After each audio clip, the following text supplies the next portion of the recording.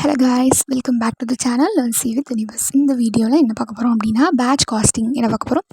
Batch costing சரி, batch காஸ்டிங்னா என்ன, அதுக்கு எதுக்கெல்லாம் யூஸ் பண்ணுவாங்க அது, ஸோ அது எப்படியெல்லாம் சம் டைப் கேட்பாங்க, அதுக்கான எல்லா ஃபார்மேட் அண்ட் கீ கான்செப்ட் எல்லாமே ஷார்ட் அண்ட் ஸ்வீட்டாக இந்த வீடியோவில் பார்க்கலாம். Okay okay guys, let's go into the video.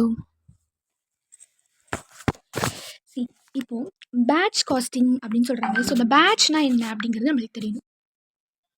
C, சிரப்லாம் இருக்கும் இல்லையா, ஸோ இந்த மாதிரி வந்து சிரப் இருக்கும்ல, ஸோ இந்த மாதிரி வந்து சிரப் பாட்டில்ஸ்லாம் என்ன பண்ணலாம் அப்படின்னா நம்ம வந்து மேனுஃபேக்சரிங் பண்ணிகிட்ருக்கோம். ஸோ இந்த மாதிரி அந்த மாதிரி சிரப் பாட்டில்ஸ்லாம் வந்து மேனுஃபேக்சர் பண்ணுறப்போ இந்த ஒரு சிரப் பாட்டில் எவ்வளோ அப்படின்னு பார்த்தா அது ஒரு யூனிட்டாக இருக்கும். ஓகேவா? ஸோ அந்த யூனிட்டாக பார்க்காம இப்போ நம்ம எப்படி பார்க்க போகிறோம் அப்படின்னா பேட்சாக வந்து பார்க்க போகிறோம். ஸோ அதே மாதிரி இன்னும் ஓகேவா, ஸோ அதே மாதிரி இன்னும் ஒரு 5 சிரப் பாட்டில்ஸ் சேர்த்து எவ்வளோ அப்படின்னு பார்க்க போகிறோம். ஸோ இந்த 5 சிரப் பாட்டில் சேர்ந்தது தான் என்னென்னா 1 பேட்ச் அப்படின்னு சொல்கிறாங்க. ஓகேவா?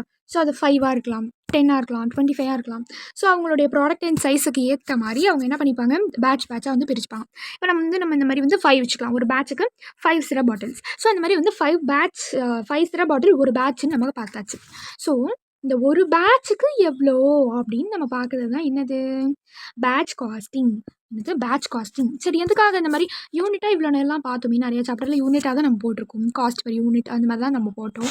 எதுக்காக இந்த மாதிரி பேட்ச் வைஸ் நம்ம கண்டுபிடிக்கணும், பிகாஸ் ஃபஸ்ட்டு அதோடைய பெனிஃபிட் என்னன்னா நம்மளுக்கு டைம் சேவ் ஆகும். ஓகேவா? ஸோ நம்ம இந்த மாதிரி வந்து பேட்சாக பிரித்து இதுக்கு காஸ்ட் டெரைவ் பண்ணுறப்போ டைம் சேவ் ஆகும், நம்மளுக்கு மணி சேவ் ஆகும். ஒரு யூனிட்டையும் பார்க்குறப்போ பேட்சுக்குன்னு பார்க்குறப்போ நம்மளுக்கு மணி கொஞ்சம் சேவ் ஆகும். ஓகேவா? ஸோ அப்போது அதை நம்ம சேல் பண்ணுறப்போ நம்மளுக்கு எக்ஸ்ட்ரா பெனிஃபிட், கஸ்டமர் கிட்ட கொண்டு போய் சேர்க்குறப்போ நம்மளுக்கு எக்ஸ்ட்ரா பெனிஃபிட் இருக்கும். ஓகேவா?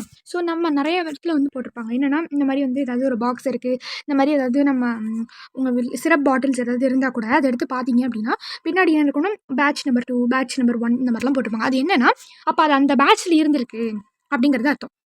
ஸோ இந்த மாதிரி தான் என்ன இருக்குன்னா பேட்ச் காஸ்டிங் வந்து இருக்கும். ஸோ இந்த டைம், மணி இந்த மாதிரி நிறையா பெனிஃபிட் அதில் இருக்கனால பேட்ச் காஸ்டிங்னு ஒரு முக்கியமான ஒரு இடமா அந்த காஸ்டிங்கில் நம்மளுக்கு இருக்குது. ஸோ இதுக்கு வந்து என்னென்ன விதமான சம்ஸ்லாம் வரும் அப்படிங்கிறத தான் நான் இப்போ பார்க்குறோம். ஸோ இப்போ பேட்ச் காஸ்டிங் அப்படிங்கிறப்போ நம்ம ரன் சைஸ் கண்டுபிடிக்கணும். Run size, optimum batch size, okay, economic batch quantity, எத்தனை பேட்ச் நம்ம இதை வந்து ரெடி பண்ணணும் அப்படிங்கிறது தான் இதெல்லாம். ஓகேவா? ஸோ எவ்வளோ ரன்ஸ் நம்ம கொண்டு வரணும், ஸோ எவ்வளோ பேட்ச் அது ஓடணும் அப்படிங்கிறது தான் கண்டுபிடிக்கிறோம். ஸோ அந்த run size, optimum batch size, EBQ இது எல்லாமே சிமிலர் தான். ஆஸ் யூஷுவல் நம்ம வந்து இஓக்யூ போடுற மாதிரியான ஃபார்முலா தான் வந்து இதுலேயும் இருக்கும். நம்ம 2AO போடுவோம். ஆர்டரிங் காஸ்ட்டுக்கு பதிலாக இந்த பேட்சை செட் பண்ணுறதுக்கான காஸ்ட்டுன்னு ஒன்று இருக்கும். ஸோ அதை தான் வந்து இதில் நம்ம போடுவோம். ஸோ அந்த ஓக்கு பதிலாக செட்டிங் அப் காஸ்ட், அவ்வளோதான், ரொம்ப சிம்பிள். அப்புறம் இது எல்லாமே என்னவாக இருக்கும் அப்படின்னா இஓக்யூவில் என்ன நம்ம போட்டோமோ அதே தான் இருக்கும். அப்போது ஏக்கு வந்து ஆனுவல் டிமாண்டு, ஸோ எஸ்ஸுக்கு தான் வந்து போன வாட்டி நம்ம எக்கனாமிக் ஆர்டர் குவான்டிட்டி பார்த்தனால நம்மளுக்கு அங்கே ஆர்டரிங் காஸ்ட் இருந்துச்சு. இங்கே நம்ம பேட்ச் காஸ்டிங் பார்த்தனால இங்கே ஆர்டர் பண்ணுறதுக்கு இல்லை, இந்த பேட்சை நம்ம எப்படி வந்து ரன் பண்ண போகிறோம், ஒரு பேட்சுக்கு எவ்வளோ அந்த மாதிரி வந்து கண்டுபிடிக்கிறது அதுக்கு. ஸோ அதுக்காக இதில் என்ன இருக்கும் அப்படின்னா செட்டிங் அப் காஸ்ட் வந்து இருக்கும். So see as usual carrying cost. So அதையும் நம்ம எப்படின்னா பர்சன்டேஜ் கொடுத்தாங்கன்னா பர்ச்சேஸ் ப்ரைஸோட மல்டிபிள் பண்ணி போடும். ஓகேவா? ஸோ இப்படி தான் என்னென்னா இபிக்யூ, எக்கனாமிக் பேட்ச் குவான்டிட்டி வந்து கண்டுபிடிக்கிற மாதிரி இருக்கும். சரி, எவ்வளோ வந்து ஆப்டிமம் ரன்ஸ் வந்து ஓடுது வருஷத்துக்கு அப்படின்னு நம்ம பார்க்குறப்போ நம்ம எப்படி வந்து பண்ணணும் அப்படின்னா, ஸோ போன வாட்டி நம்பர் ஆஃப் டெலிவரிஸ் கண்டுபிடிக்கிற மாதிரி இங்கே நம்பர் ஆஃப் ஆப்டிமம் ரன்ஸ் எப்படி ஆனுவல் டிமாண்டில் கண்டுபிடிச்ச இபிக்யூவை நம்ம டிவைட் பண்ணுறப்போ நம்மளுக்கு ஆப்டிமம் ரன்ஸ் வந்து தெரிஞ்சிடும்.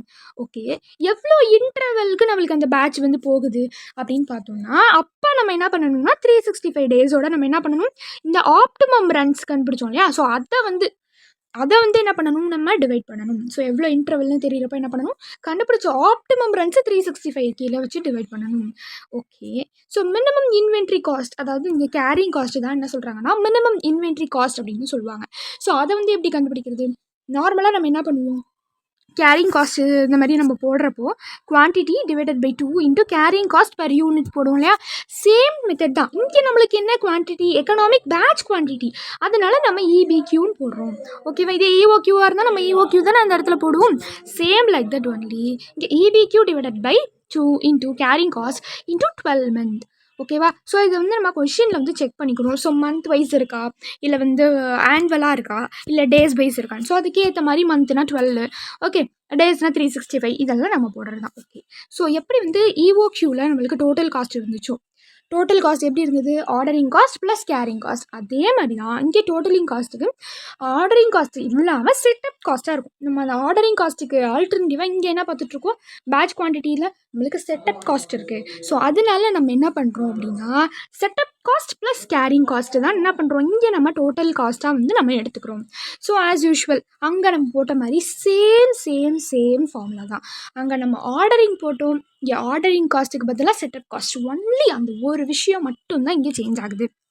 ஓகே, இப்போது நம்ம டோட்டல் செட்டப் காஸ்ட் வந்து பார்க்குறோம். இப்போ செட்டப் காஸ்ட்டுக்கு நம்ம ஆர்டரிங் காஸ்ட்டுக்கு என்ன போட்டோம், annual demand divided by what, ordering annual demand divided by இந்த குவான்டிட்டி இன்டூ ஆர்டரிங் காஸ்ட் என்னவோ பர் யூனிட் அதான் போட்டோம். ஓகே, ஸோ அதே தான் இங்கேயும் annual demand divided by run size or EBQ, கண்டுபிடிச்ச இந்த குவான்டிட்டி, அந்த கண்டுபிடிச்ச அந்த ரன் சைஸ் அந்த EBQ இருக்கும் இல்லையா, இப்போ நம்ம கண்டுபிடிச்சோம்ல இந்த ஃபார்முலா வச்சு.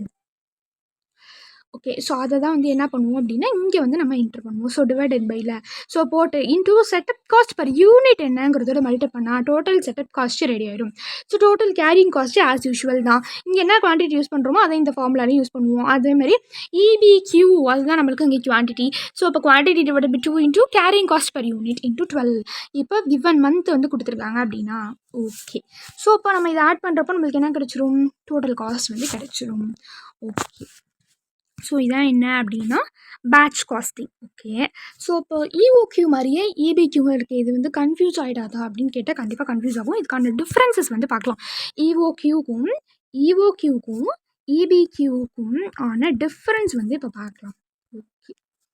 ஓகே இப்போது நம்மளுக்கு இங்கே என்ன இருக்குது அப்படின்னா EOQ and then EBQ are optimum run size. Okay, so EOQவில் நம்மளுக்கு என்ன வந்து ஹெல்ப் ஆகும், ஸோ யார் வந்து அதில் மெயினான பர்சன் அப்படின்னு பார்த்தோன்னா எவ்வளோ ஆர்டர்ஸ் ப்ளேஸ் பண்ணணும் அப்படிங்கிறது அங்கே கொஷினாக இருக்கும். அப்போ அங்கே யார் வந்து ஆர்டர்ஸ் ப்ளேஸ் பண்ணுவா, நம்ம கம்பெனியில் ஒர்க் பண்ணுற இந்த பர்ச்சேஸ் மேனேஜர் தான் என்ன பண்ணுவார் அப்படின்னா ஆர்டர்ஸ் ப்ளேஸ் பண்ணுவாங்க. ஸோ இங்கே என்ன பார்க்குறோம், இந்த பக்கம் அப்படின்னா யார் வந்து அந்த பேட்சை ரன் பண்ணுறாங்க, இந்த ப்ரொடக்ஷன் நடக்குது இல்லையா, ஸோ அப்போ அங்கே யார் வந்து அந்த பர்சன் பேசுகிறது, ப்ரொடக்ஷன் மேனேஜர். ஸோ இதான் வந்து ஃபர்ஸ்ட் பாயிண்ட், இது ரெண்டுத்துக்கான டிஃபரன்ஸ். ஸோ நெக்ஸ்ட் திங் நான் சொன்ன மாதிரி எவ்வளோ order, how many units of raw material should be purchased, இங்கே என்ன ஆகுது, how many of finished goods நான் சொன்னேன் இல்லையா. ஸோ EOQ அப்படிங்கிறது ரா மெட்டீரியலுக்கானது, நிறைய வாட்டி சொல்லியிருக்கேன். அது மாதிரி EBQ அப்படிங்கிறது ஃபினிஷ்டு குட்ஸ்க்கானது. ஓகே, ஸோ இது எவ்வளோ பர்ச்சேஸ் பண்ணணும், இது எவ்வளோ வந்து பேட்ச் நம்ம ரன் பண்ணணும், ஸோ ஒரு சிங்கிள் பேட்சுக்கு எவ்வளோ ஃபினிஷ்டு குட்ஸ் நம்ம ப்ரொடியூஸ் பண்ணணும். ஸோ இப்போ சிறப்பு பார்த்தோம் இல்லையா, ஸோ அந்த மாதிரி.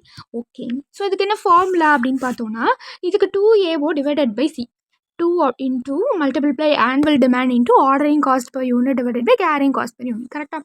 ஸோ அதே மாதிரி தான் இங்கேயும் 2 into annual demand into setup cost divided by carrying cost. So அதான் வந்து இதுக்கு ஃபார்முலா. ஓகே, ஸோ அப்போ டோட்டல் காஸ்ட்டுன்னு வரப்போ என்ன ஆகும், டோட்டல் காஸ்ட்டில் நம்மளுக்கு இங்கே என்னெல்லாம் இருந்துச்சு, annual purchase cost, annual demand into purchase price per unit. Because நம்மளுக்கு இங்கே பர்ச்சேஸ் தான் வேலையே, எவ்வளோ ஆர்டர் மேக் பண்ணணும் ஒரு ரா மெட்டீரியல் வாங்குறப்போ, ஸோ எவ்வளோ நம்பர் ஆஃப் ரா மெட்டீரியல் நம்மளுக்கு ஆர்டர் வந்து நம்ம ப்ளேஸ் பண்ணணும் அப்படிங்கிறது தான். இதுக்கு நம்ம பர்ச்சேஸ் பண்ணுறதுக்கு வேலை இல்லை. ஸோ பர்ச்சேஸ் பண்ணதை நம்ம வந்து ஃபினிஷ்டு குட்ஸாக மாற்றி அதுக்கு ஒரு சிங்கிள் பேட்சுக்கு எவ்வளோ ஃபினிஷ்ட் குட்ஸ் அப்படிங்கிறது தான் இந்த EBQவே. ஓகே, ஸோ அதே மாதிரி தான் இங்கே ஆனுவல் ஆர்டரிங் காஸ்ட்டுக்கு பதிலாக இங்கே ஆனுவல் செட்டப் காஸ்ட், இப்போ நம்ம பார்த்த அதே ஃபார்முலா தான். ஓகே, அப்போது இங்கே நம்மளுக்கு annual demand divided by quantity அப்படிங்கிறப்போ இந்த இடத்துல அந்த குவான்டிட்டி அப்படிங்கிறது என்னவாக இருக்கும், EOQவாக இருக்கும். இங்கேயும் அதே தான், பட் இங்கே அந்த குவான்டிட்டி அப்படிங்கிறது என்னவாக இருக்கும், EBQவாக இருக்கும். ஓகே, மற்றபடி மற்ற ஃபார்முலா எல்லாமே ஒன்று தான். ஓகே சார், நெக்ஸ்ட்டு என்னது, எப்படி வந்து அதை டிரைவ் பண்ணுவோம் நம்ம. ஸோ அந்த இடத்துல annual purchase of raw material எவ்வளோ,